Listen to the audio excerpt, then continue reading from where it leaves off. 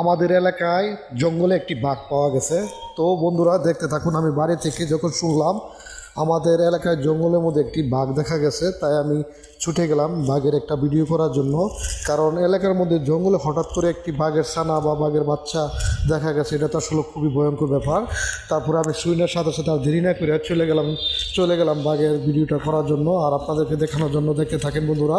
এই যে আমি আস্তে আস্তে যাওয়া শুরু করছি। তো জঙ্গলের পাশে যাওয়ার পরে দেখি যে বাঘটি কোথায় আছে। তো যাইতে যাইতে দেখতেছি কোথায় আছে।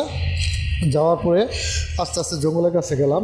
জঙ্গলের কাছে যা দেখি বাঘটিকে দেখা যায় কিনা। তো বাঘটি কি আছে এখনও কিনা। তো দেখেন আমি জঙ্গলে প্রবেশ করলাম, জঙ্গলের ভিতর দিয়ে যাচ্ছি।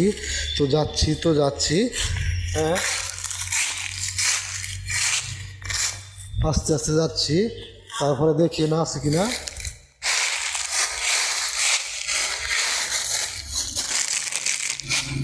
দেখতেই পাচ্ছেন বন্ধুরা, যাওয়ার পরে দেখি যে আছে কিনা। দেখেন, আপনারাও দেখতে থাকেন।